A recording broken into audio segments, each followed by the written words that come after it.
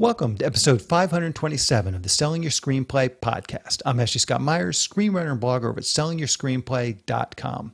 Today I'm interviewing director and producer Shari Hamrick Grewal, who just did a feature holiday rom-com called Winter's Garden, which will be screening at this year's festival. It's going to screen Saturday, October 5th at 1 p.m. You can get tickets and learn more about it through our website, www.sixfigurefilmfestival.com.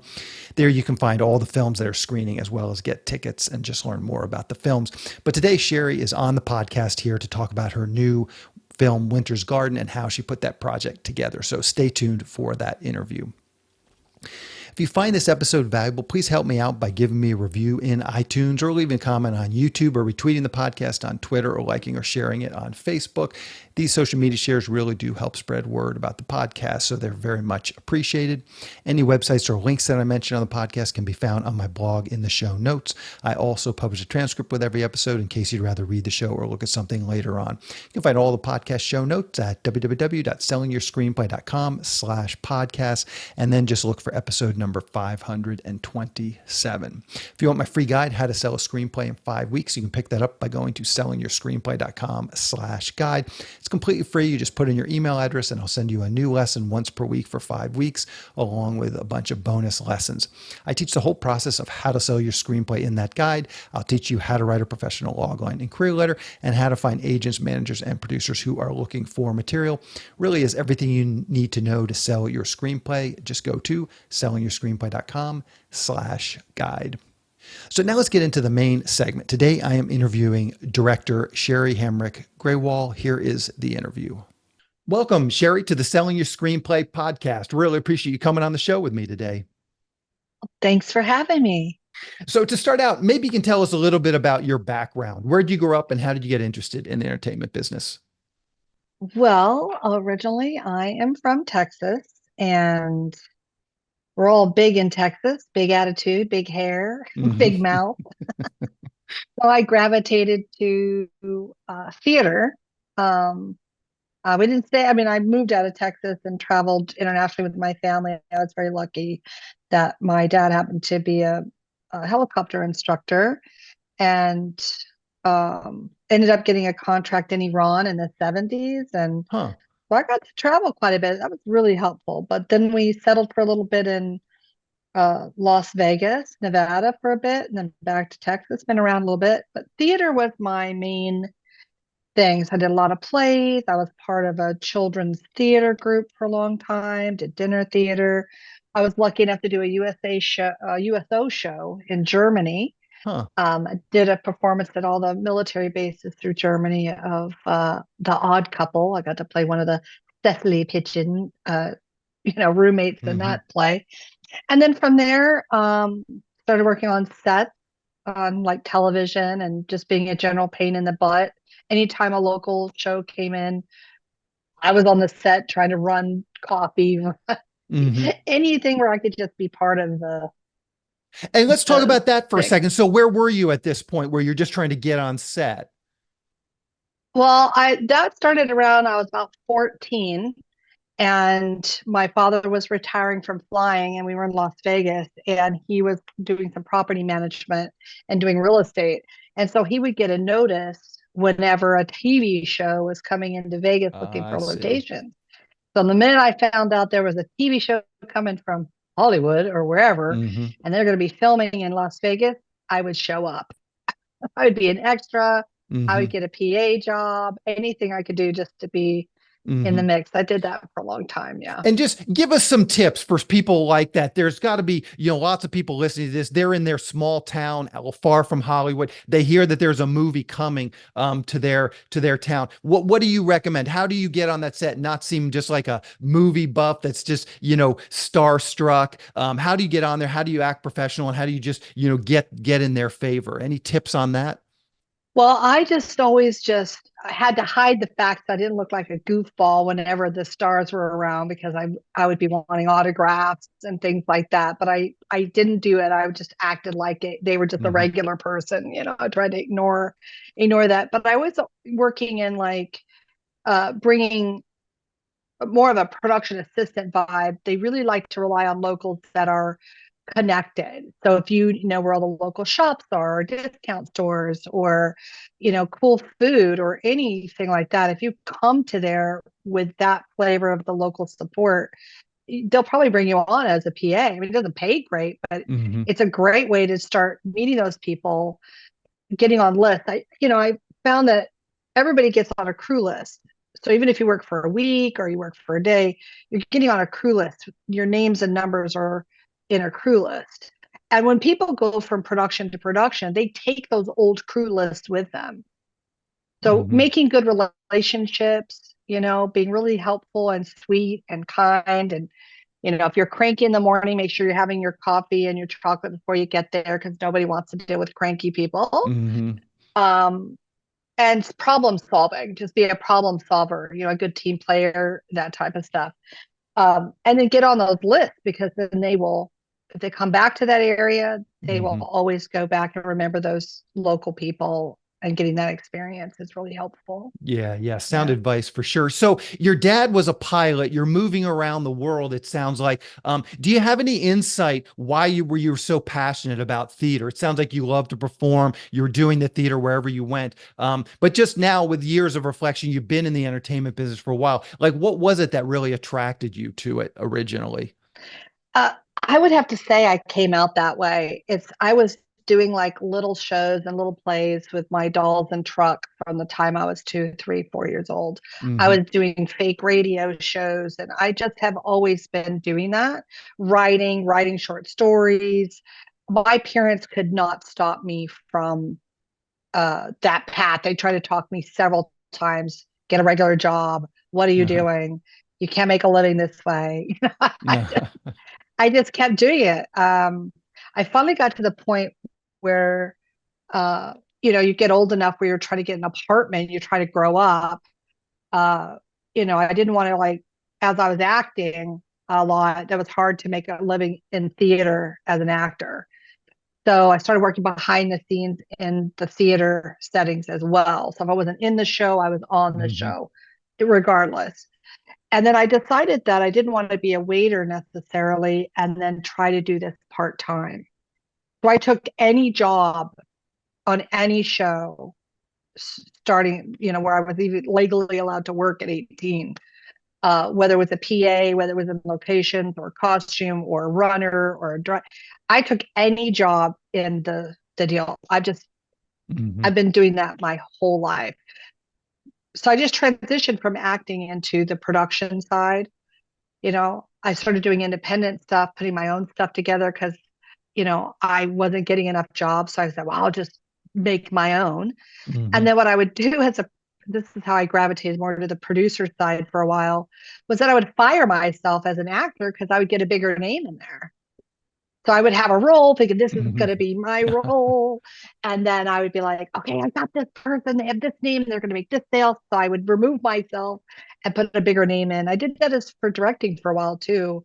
I'm going to direct this one. I have to make this one. And then I get a really great director who's, has a similar vision as me, that would concentrate on that. And then I would fire myself, the director, and bring it in a director. And then that way I could concentrate on producing and raising the money and selling. Hmm. But I did that for a really long time. I started working for bonding companies for a while as a problem solver, as a fixer, to find out why were productions going over budget, why were they running so many days, like where was the problem? Was it they always say it's the director, but Hmm. sometimes it wasn't the director. It could have been like logistically some, maybe it rained for a week and they were flooded out, or and Hmm. then I found that I started taking over productions that were in trouble when they would fire or remove a director, and then I would have to finish the movie Gotcha. for the I never got credit. Like, Hmm. I was just, at that point, I was just working, making paychecks. And in that time, I also produced 4 human beings. I have 4 children and a Hmm. family, and, trying to juggle, travel and going to Hmm. Hungary to make a movie. And I've got, little ones at home. So definitely slowed down the amount of production I would take on for Yeah, yeah, for sure. sure. So I'm curious to get your take on this. And I know I experienced this when I moved out to LA. I would get jobs as a PA and you'd be working 12, 14 hours a day. You'd come home and you're exhausted. Like, and you had just said, "Oh, well, I didn't want to wait tables and do the acting part-time." But there is a balance there. And where do you land on that? I know it's you can find these if you move to LA, you can find these production jobs. And I do think there's a lot of value, especially for screenwriters to see that. But I also think there's a point at which it starts to drain you to the point where you can't actually focus on writing. Where do you Mhm. land on some of that stuff? How much experience do you need versus how much time do you just need in your room writing by yourself and actually pumping out some drafts that you can send to people? Well, hopefully, whoever's listening is similar. I mean, I was sleeping 3 hours a day, maybe Hmm. four. I mean, I'm squeezing out every minute because, like you said, it's a lot. And nowadays, it's even harder because the cost of living is so high. So it's really hard to say, oh, I can just be a PA all the time, full time, and then find time for writing something or independently Hmm. producing something. It makes it very difficult for sure. There's no real answer to that. I mean, I have worked as a waiter. I worked at a title company. I did take other jobs, but I just decided that I needed some normalcy and that craziness. I needed a break. So for vacation, I would go work Hmm. somewhere else for a while, but then spend time writing or getting with creative groups. So then we started shooting shorts on weekends, things like that. We were just always trying to create Hmm. something. It just never really stopped. Making a living at it, it's very difficult to do Yeah, for yeah. sure. So Yeah. let's dig into your feature film, Winter's Garden. Maybe to start out, and this is a movie you directed and produced. And maybe to start out, you can just give us a quick pitch or log line. What is this film all about? Well, this film is just about it's very stereotypical Christmas in a way, except for I tend to lean into things that have a little bit more story to them instead of just, the girl works at an ad agency, goes home to the farm, and then there's a little bit of a formula there, all the tropes and things that Hmm. you have to play with in that lane. This one had a World War II backstory, and I do a lot of things with my nonprofit, Vetflix, under my uh, 501(c)(3) that I have, and we try to either make sure we're hiring veterans, or that we have support any like a veteran who has a story to tell, or that there's some veteran element in the film. So this one, what attracted me to this one is that it is about a young girl who ends up meeting a woman, an elderly woman who served in World War II, who ends up passing away. And so she tries to do the right thing in getting the woman back to where she wanted to be laid to rest. And in doing that, ends up discovering her entire story about, how was she, though she was a part of a lot of this didn't end up in the final movie, but it will on the website, where the elderly woman actually served in the Red Cross and she was in the UK during the war. Hmm. And so there's little sprinkles of that while you're still having this romance, where she goes and she meets the guy in the UK. And through that solving of that mystery, fall in love. Hmm. At the end of the movie, they're gonna, kiss and we, do all that wonderful stuff. But it Yeah. had just a little bit more meat and potatoes, and that's kind of what attracted me to it. But the screenwriter, who I actually produced other films with, um, sent me this one Hmm. and said, "Hey, what do you think about doing this?" And I just fell in love with it. And I said, "We're making it." Hmm. So, So just yeah. tell me about this idea of doing a film with veterans and your 501c. How does that play into it? Do you get some, like, it allows you to keep the budget lower? You get some tax incentives. Maybe you can talk to that. Or is it just giving back? You just have a passion for veterans, and so you want to give something back to them. But maybe you can speak to that a little bit. Well, when you're in the independent lane, I found that when you're doing movies for like under $1 million, um, you never really make your money back anyway. So you're already working as a nonprofit because there isn't Hmm. any profit. You're just trying to pay yourself back for the expenses. So that was one of the reasons we looked at that. We're like, we're not. what are we get? How are we going to get this out? This was another film, not necessarily Winter's Garden, because we're just finishing Winter's Garden, so we just went out for sales this month, and it's been pretty good conversations. The movie's being really well received, so that's a blessing. But for the nonprofit side, we coordinate with a company called Vet Picks, which is another partner 501c3, and their job is to get live events, whether it be a concert, a movie, F1 race car, whatever, and they like to get discounted or free tickets and then give them to the veterans and their families to go and attend. So we kind of went through it in that way to see if we told a story that was strong enough, would they come? Like, could we invite the veterans to come? The reason this has blown up now, since I've been doing this full time since 2014, as far as the 501c3 is concerned, is that there were a lot of veterans coming out that wanted to learn how to be in the business. They were transitioning out of a traditional, whatever they were doing in the military, and now they've retired and they're trying to get a different skill, and they're trying to learn something else, or they have a story that they've written or there's something to say, either based on their experience or not. Mm-hmm. And we just started putting them into places or onto other films, or we would be hired to promote films like Hacksaw Ridge or things like that to that audience. I never did any of that trying to make any money. I don't take any salary when I'm working with the 501c3 or anything with veterans. I don't take a salary at all. All of that, anything we raise or any support we get goes 100% to the veterans and what they're doing. Gotcha. So, yeah. So, and is this a passion? Do you have some veterans in your family that you got involved with this? Oh, sure. My father's was an Army pilot, but also a former Marine in his life, as well as a police officer. My uncle was as well. My brother was. I have two nephews serving right now. One is a Marine, and the other is an Army Ranger young man, and they're off in places around the world holding down the fort. So yeah, okay, definitely a personal thing. Sure. Yeah, interesting. So, okay, so you mentioned with this Winter's Garden screenplay, it was from a writer that you had worked with before, but maybe you can speak to that a little bit. How do scripts typically come across your desk? Is it writers you've worked with before? And then even take us back. How did you originally meet this writer? Do you remember? And just so our own writers kind of know, well, what sort of events or what sort of ways could they possibly meet a producer like you? Well, I do read every query myself personally that comes into me or any of my companies. They come through my desk, and then I will either ask to read the script, or I'll pass it on to someone else to read it if it just didn't quite get me excited about it. But I take submissions from unknown people to me as well. I get a lot. I get maybe.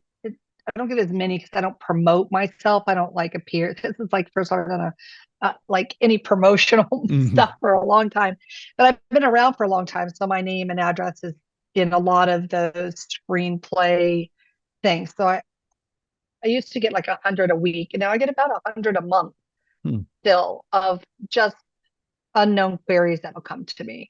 So I will take unknown to me writers. I'll take first time writers, but it doesn't matter. What I find interesting about the communication between writers and myself when I get a query is a lot of them are so first time that they don't know how to do a query. And they just blow it like right in the email, right? Where it makes me just say, thanks for thinking of us, but we're not taking anything on right now. And technically, I'm really not looking for stuff, but you always keep the door open in case, a Christmas miracle comes in. And I do read other things besides holiday fare, of course. I do. I have found that I'm leaning away from. I used to love to do horror with my favorite genre, and I used to do a lot of horror movies. I don't really do those anymore. I don't do anything that's considered torture porn or graphically gross, or I'm kind of, maybe it's because I'm getting older. I just want to, I just want to have a nice entertainment, nice time. So I still like crime thrillers. A really good twisty crime thriller is good as long as it's not too graphic, or I would say a hard R. I would stay away from that for me personally. I would do PG-13-ish versions of crime thrillers. And of course, my new label, which is now called Happy Tears Incorporated, which is just all going to be rom-coms. We have a specialty label for that.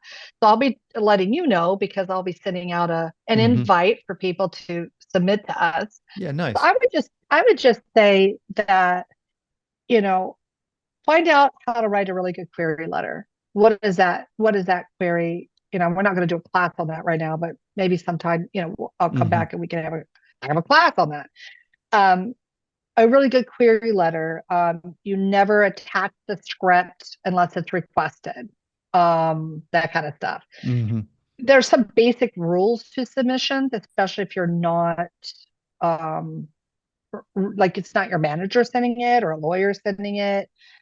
Most people won't even take unrequested submissions because of just the legal ramifications, and then they all require a release saying, hey, you sent it to us, we didn't request it, we may have similar films in the work here, so if we pass on you, you can't come and sue us if Hmm. we're just going to read it, kind of thing. Yeah, So yeah. there's just some rules that they need to follow, I think, on the queries. Yeah. And so do you think this writer who wrote Winter's Garden, did she, I mean, she had worked with you before. Do you think it was in her part of her strategy was make sure there's a sort of a veteran tie-in or a military tie-in in the backdrop? Because I know Sherry's into that. Like, was there some strategy, on her part to actually write something that specifically met what you were looking for, a rom-com No, with this she'd military actually background? no, she'd already had this script for quite some time. I got you. She dusted it off and sent it to me. Hmm. So she'd written it. This particular writer in this space of holiday fare is prolific and has had over 17 of her scripts produced into movies. Gotcha. So she knows what she's doing. She understands the beats that are required in a holiday rom-com, um, things like that. I mean, there are very specific rules, especially if you're trying to get a Hallmark to take on your tale. I mean, they use a 9 beat structure where everybody else uses 8. I mean, they have Hmm. very specific rules. It's very difficult to get in there. So even this writer, she's been around so long, she's so good at that. She mentors writers who are trying to get into that. So she's had like 5 writers that she's mentored with their own scripts that sent them to her, and she gave them notes how to fix it, and have since sold their scripts Hmm. directly to Hallmark. So there's definitely a formula if you're Hmm. in that path, right? Right now, as a general, let's say you're some of your listeners that have nothing to do with Christmas, like they're not interested in doing, there's a crime thriller, or maybe a really cool horror that's maybe leans more to like an old school horror, because I don't want to give advice on the next Saw or something. It's just too gross for me at this point.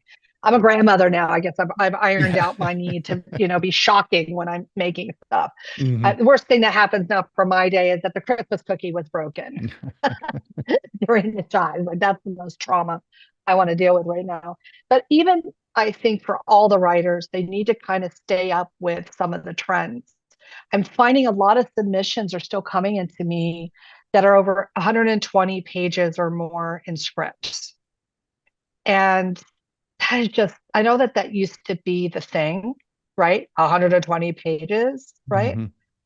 Is not the thing anymore. If you're sending people that anything that's over 105 pages, they may not even read it. When you start getting to 110, you're out. Unless you're a known writer, they're not going to read it. Very difficult. So I really Hmm. like getting things that are 95 to 105 to 8, no more than 110 pages. If I see Hmm. stuff to 120, 125 pages, I'm already like, it's too much. It's too long. Hmm. Are there some really good examples of these Christmas or holiday rom-coms?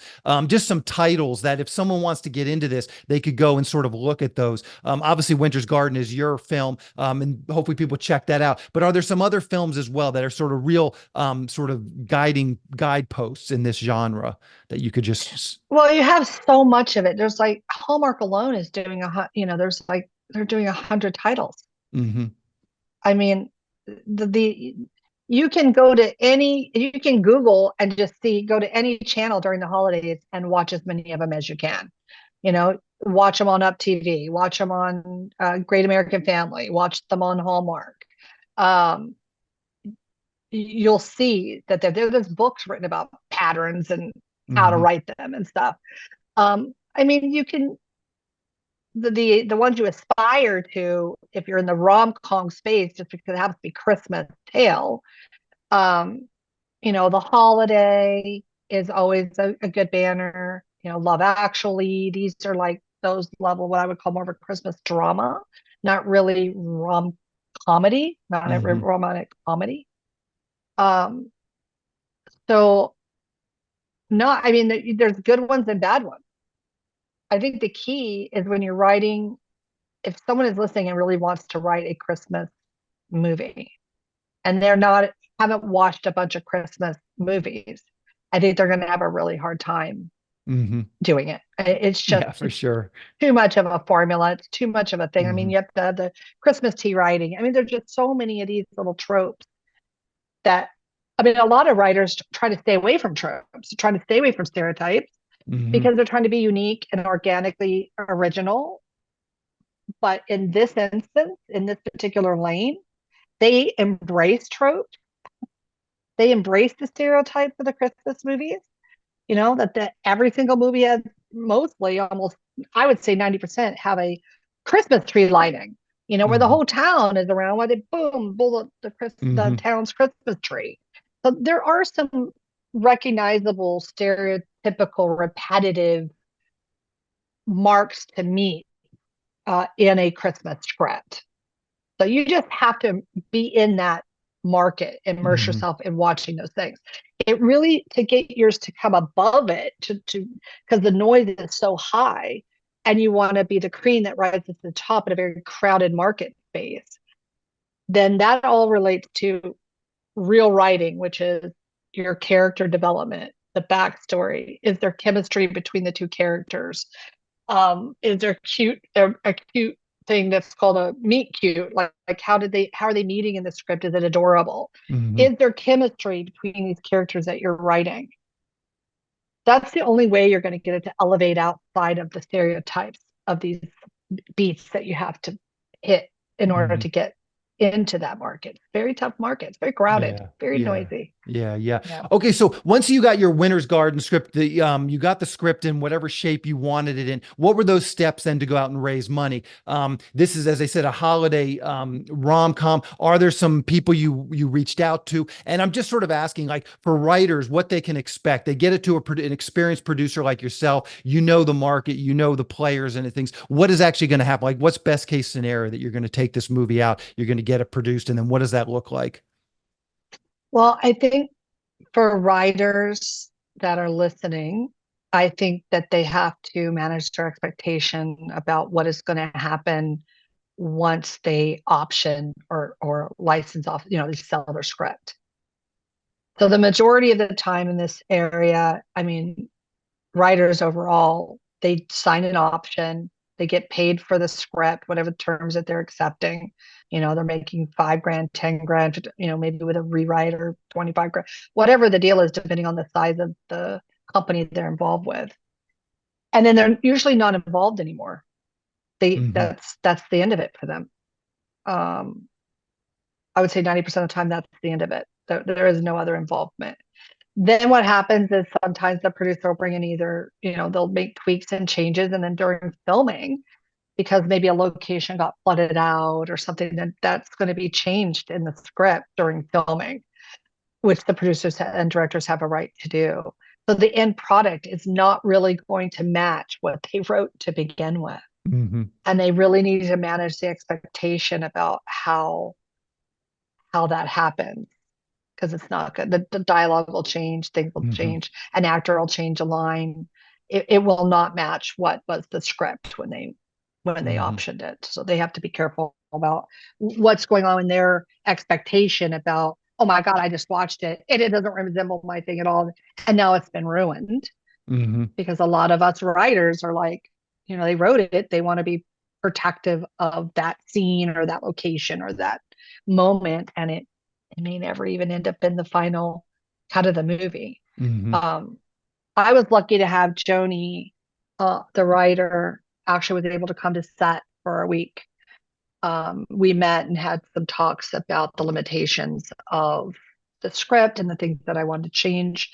And she was very happy to be a part of that conversation. And I think that wouldn't have happened if I hadn't already had a relationship with her from having done two other films with her. Hmm. You know, I trusted her. She's not precious over like, but it said the tree was on the left.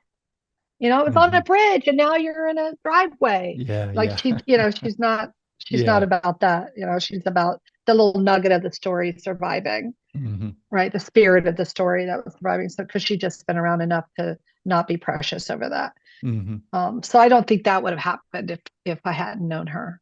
And so what is that process as a producer? How do you take this script out and ultimately get it funded? In this particular instance, I had a fellow person that I actually met playing golf, Hmm. actually. And we were chit chatting and was telling her I was thinking about doing this Christmas movie. And she is a huge, unbeknownst to me, a huge Christmas fan. Huh. So she actually put together the money and we went and made the movie together. Huh. That was a little bit of an anomaly, Hmm.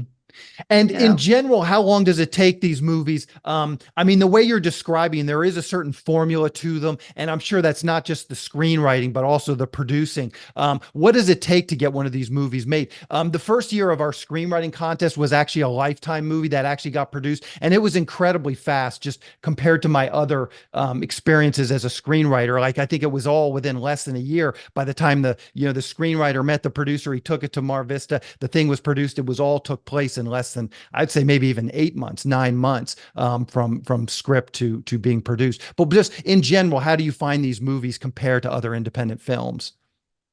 I would say anything for me that I do that are 3 million and under, and 2 million and under, et cetera, we can turn them around and get them done and out in a year. Um, what broke that for us was 2023. So Mhm. we were, shooting things in 2022 and early 2023 till about June. And then the strikes happened, both the writer strike and the stuff. So we were not able to, even though we had one of the movies in the can finished, we were not able to finish the editing on it because the ADR and things like that were stopped due to the strike. And being a low budget movie, we were not willing or financially able to sign the waiver that the unions were offering to do. So we actually had to sit. So uh, it's these next few movies are going to take 2 to 3 years to get out. Gotcha. Yeah, so that really kind of, and then I found also it's really difficult to set these next few up because all of the productions that got stopped in 2023 got pushed into 2024. So everything I had scheduled for 2024 got bumped I see. because 2023 kind of replaced it. They're like, hey, we have contracts that we have to execute. We can't take the current 2024 stuff because now we're having to clean up 2023 and finish those things. And so now we got pushed to 2025 and 2026. And one of them now is 2027 before it's ever Wow. going to get made. Yeah, tough. Gotcha. Gotcha. So, as we've been talking about Winter's Garden, I just want to give the audience a quick heads up. We're going to be playing this film at SYS's film festival this year, 1 Yes, p.m. Saturday, October 5th. You'll be there, so filmmakers and yes. the other filmmakers can come out and meet you as well. Obviously, I'll be there. But let's talk about a couple other screenings. The festival's opening night feature film is another film that you worked on called "Give Me My Money." Just quickly, what is that film all about? Well, Give Me My Money is just this is how I'm going to classify this as our review. There's a very famous saying that says, my mom made a dish with everything but the kitchen sink. Well, this movie is everything in that, plus we threw in the kitchen sink. It is just a zany action comedy type thing, which started out with a buddy of mine who I'd known for a long time. We actually started this project at '09.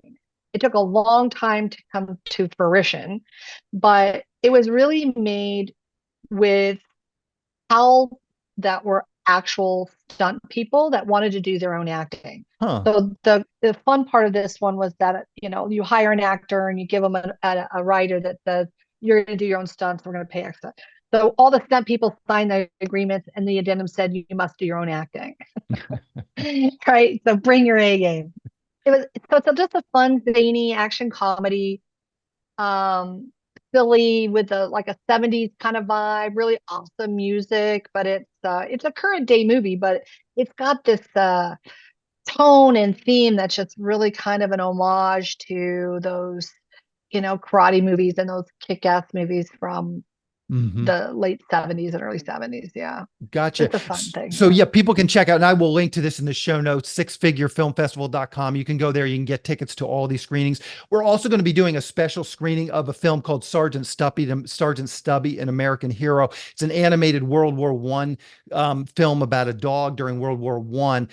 You're involved in that film as well. Maybe you can talk about that film as well. What is this film all about? And this one's going to be 3 p.m. on Sunday, October 6th, too, for folks that want to check that out. But what is Sergeant Stubby all about? I think that sort of leans into too your sort of veterans and whole It does. idea there. Yeah. So maybe you can talk Yes, about it that one a does. little bit. Yeah, so Sergeant Stubby is an independent animated film, which is very difficult to pull off. And Richard Lanny is the writer director, and he launched a company called Fun Academy, where he brings history to life in a fun way, where it's actually educational, but you don't feel like you're getting a lesson.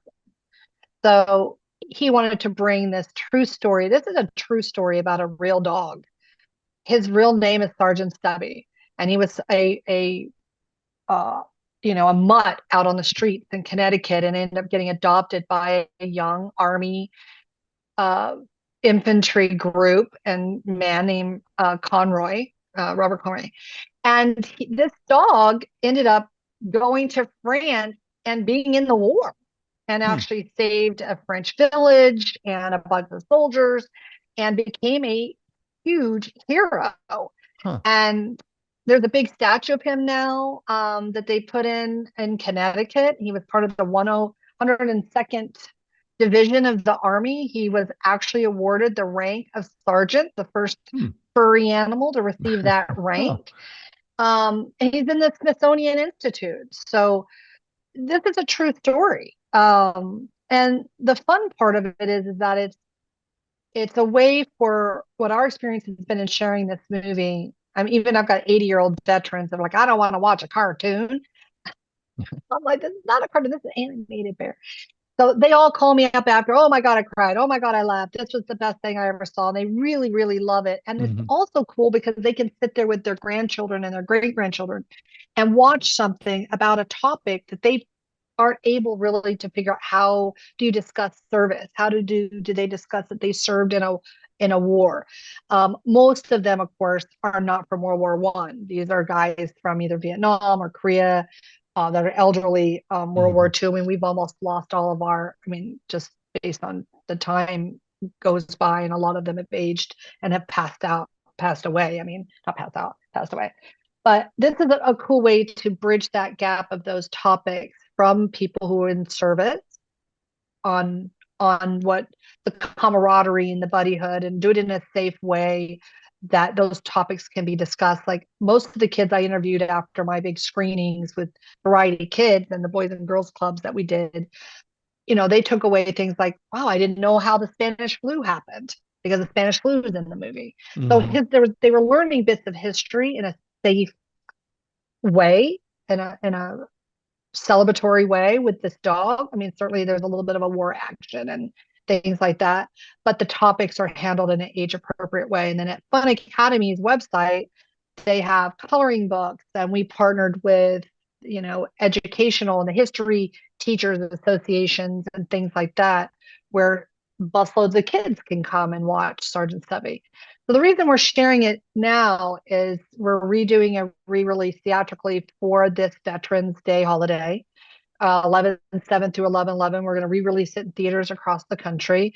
And we're also letting people know that Fun Academy is going to be making Sergeant Stubby 2, Oh, nice. which is more adventures about the dog and what happened to him before and after the war. Um, Fun stuff like that. But the powerful thing about this is that this was done as an independent movie. So it was raised with independent money, shot independently without any studio help. Paramount's going to take it out on kind of like a home video DVD thing. It's available right now, but they're doing a big push again for December following our 11/11 re-release in Oh, theaters. It's a nice. very special story about a true furry hero Hmm. in our country. Yeah. Perfect, perfect. Yeah, so everyone can just definitely check that out, sixfigurefilmfestival.com. You can get tickets and get all the specific details. So, Shari, I just really appreciate all your time coming on and talking with us today. I like to end the interviews just by asking the guests, is there anything you've been watching recently, HBO, Netflix, Hulu, that you can recommend to our mostly screenwriting audience? Well, I watch everything. Oh, good. Then you So should have some good recommendations. I've had some time off this weekend, and we have been like binging, catching up on films that I've missed, things like Twisters. I didn't get a chance to see that. Yeah, I didn't either. Um, How was Twisters? oh, I loved it. I You thought it loved it? was really Okay. great. Okay, good. Sure. Those are so much. I'm a huge fan. So Hmm. it's hard for me. I watch some movies that uh I actually was very disappointed in because it had like Mel Gibson in it, and the quality of the film was Hmm. pretty low. And so that was a little disappointing. I wouldn't recommend that one. I don't want to bash it, Hmm. but wasn't a fan. And then I caught up on all my British crime thriller shows, right? What are some of And I those? watched the What are some of those shows you're um watching? I have to look them up. I just click them on and just I binge got you. all my, Gotcha. Broadchurch and Hmm. uh which was a great one. I just watched The Watchers. I wanted to catch up on that. I watched Trap, Okay. which was pretty good. I was surprised. I didn't think I was going to like it as much as I did. I thought it was pretty good. So yeah, just all Okay. across the board, action, crime, watch it Perfect. Yeah, all. those are some Watch good everything. If you're a recommendations. writer, watch it all. Perfect. Watch And everything. so, in addition, we're going to be showing Winter's Garden as mentioned here in October. But what is your release schedule like that? If people can't make it out to the festival, when will they be able to find this film and where will they better find it? Well, that's the rub. So we thought we had our deal, which kind of collapsed, sadly. But we will probably, by the time the screening happens at your festival, we will know if it's found a home for this Christmas or if it's Okay. going to be for next Christmas. It Gotcha. is possible that they will want it for next holiday because the marketing run up time now Yeah, to the yeah, holiday yeah. It's is too so quick. short. Yeah. It's very short. And they like to have, August, September, October's to really start driving traffic. So we're at the end of that window right now. We can deliver the film. Sometimes these people that take these films, can take up to 90 days just to QC your movie, Mhm. where they kick it back because the channel made a noise or, whatever's happening on the digital side and we have to tweak it or fix it. So we're up against that part where if anybody had a note, we're kind Yeah, of running yeah. out of time to fix any notes. So hopefully by the time we'll be able to announce that it Gotcha. has a home for this holiday. If not, then everybody got a sneak peek for next year's Christmas movie, Gotcha. Winter's Perfect. Garden. Yeah. Perfect. And what's the best way for people to keep up with just what you're doing in general? Twitter, Facebook, Instagram, anything you're comfortable sharing, I'll round up for the show notes. Well, I think my phone numbers and all my emails are on Oh, IMDb. They can okay. Google me. I, I was married many years ago, but a lot of my credits are still under a maiden name thing. So, uh, I think Shari Grewal has only, a couple of things, but it's really Shari Hamrick or Shari Hamrick Grewal, and they'll be able to find me. And I welcome all queries. Okay, perfect. That's very generous. Yeah, Yeah. And absolutely. I'll link to your IMDb page so people can find you over there and get in touch Well, if it they would want be to. helpful if they also said, "Hey, I listened into the podcast with Ashley, Hmm. blah, blah, blah. And here's my query. And then I'll make sure that, I Yeah, give yeah. them some special attention and give them a good reply or notes or something helpful or referral Perfect. if I'm Hmm. not able to help or consider taking on any new projects. So Okay. Well, happy to perfect. communicate. Perfect, Yeah, Sherry. That's very generous. Well, this has been great getting to know you a little bit on this podcast. We yeah. will see you in a month at the festival, and looking forward to screening Like a all lot of your the films. cast and crew will be there. We're all going Perfect. to be there to support the festival. We're very excited. Perfect. Perfect. Sherry, I really appreciate it. Thanks. Have a great day. A quick plug for the SYS Screenwriting Analysis Service. It's a really economical way to get a high quality professional evaluation on your screenplay. When you buy our 3-pack, you get evaluations at just $67 per script for feature films and just $55 for teleplays. All the readers have professional experience reading for studios, production companies, contests, and agencies. You can read a short bio on each reader on our website, and you can pick the reader who you think is the best fit for your script. Turnaround time is usually just a few days, but rarely more than a week. The readers will evaluate your script on 6 key factors: concept, character, structure, marketability, tone, and overall craft, which includes formatting, spelling, and grammar. Every script will get a grade of pass, consider, or recommend, which should help you roughly understand where your script might rank if you were to submit it to a production company or agency. We can provide an analysis on features or television scripts. We also do proofreading without any analysis. We will also look at a treatment or outline and give you the same analysis on it. So if you're looking to vet some of your project ideas, this is a great way to do it. We will also write your logline and synopsis for you. You can add this logline and synopsis writing service to an analysis, or you can simply purchase this service as a standalone product. As a bonus, if your screenplay gets a recommend or a consider from one of our readers, you get to list the screenplay in the SYS Select database, which is a database for producers to find screenplays and a big part of our SYS Select program. Producers are in the database searching for material on a daily basis, so it's another great way to get your material in front of them. As a further bonus, if your script gets a recommend from one of our readers, your screenplay will get included in our monthly Best Of newsletter. Each month, we send out a newsletter that highlights the best screenplays that have come through our script analysis service. This is a monthly newsletter that goes out to our list of over 400 producers who are actively looking for material. So again, this is another great way to get your material out there. So if you want a professional evaluation of your screenplay at a very reasonable price, check out www.sellingyourscreenplay.com/consultants. Again, that's sellingyourscreenplay.com/consultants. Once again, Winter's Garden is going to be screening October 5th at 1 p.m. Her other film, Give Me My Money, is actually our opening night feature film, which is screening Friday, October 4th at 6 p.m. And then the other animated feature that she mentioned, Sergeant Stubby, that film is screening 3 p.m. on Sunday, October 6th. We're expecting a lot of cast and crew at all of these screenings, which is a fantastic audience to watch a film with. They're there to have a great time. All the jokes get big laughs. All the sad moments will get big tears, and it's infectious. When everyone around you is having a great time watching a movie, for sure you'll have a great time as well. If you've never been to a screening with a lot of cast and crew there, you definitely want to check one out.